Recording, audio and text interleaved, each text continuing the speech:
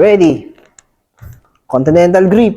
Ano continental grip? Bevel number 2. Pag ganito, yan. Remote pala muna ako ng tokwa. Let's go. Continental grip. Old school forehand. Wala pa pang dito advisable Nagagamitin nyo pa yung gantong grip Ready. Pakita ko lang, syempre bakit ba? Yee! Ay! Lapit-lapit sa frame.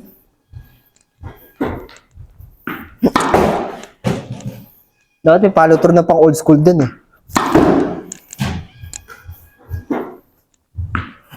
Kumbaga sa cellphone, parang 51 din Ready. Eastern grip. Bevel number 1, 2, 3. Ready. Ikot pati katawan. Hee! Sheesh!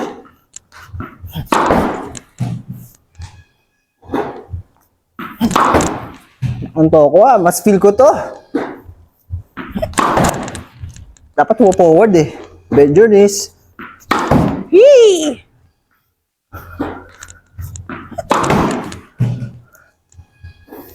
Titig sa bola. Boom!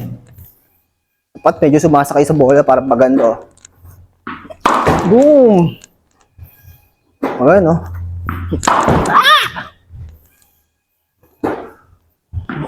Ready.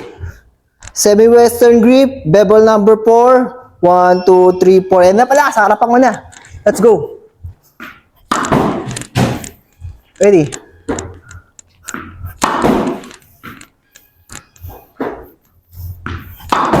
Mas feel ko to. Ito lagi gamit ko. Semi-western grip. Mas bongga. Let's go.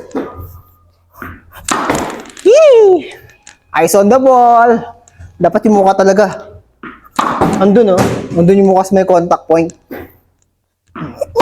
Ayun naiiwan yung mata sa contact point. Dapat parang ganyan Tapos medyo high finish. Boom! Tapos medyo hold yung finish. Boom! Para clean contact. Boom! Last. Ito, modified eastern sa pagitan ng semi-western and eastern grip. Modified eastern. Boom! Ready, sa likod. Boom! Boom! Modified eastern. Boom! Boom! Ikot yung katawan.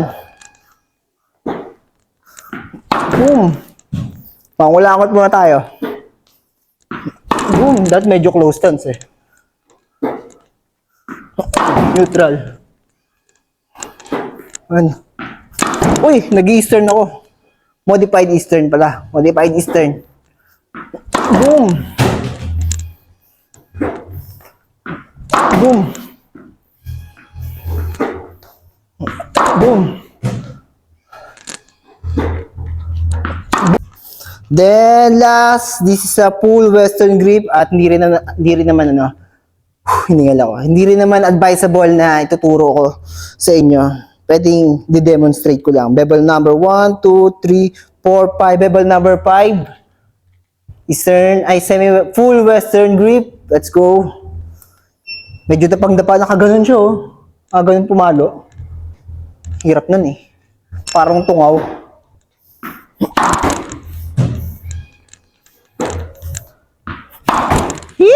Hirap, nakaganon. Parang itik. Parang tipaklong. Hirap. Brain!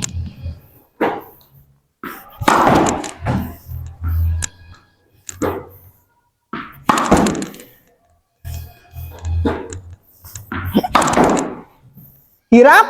Ganun.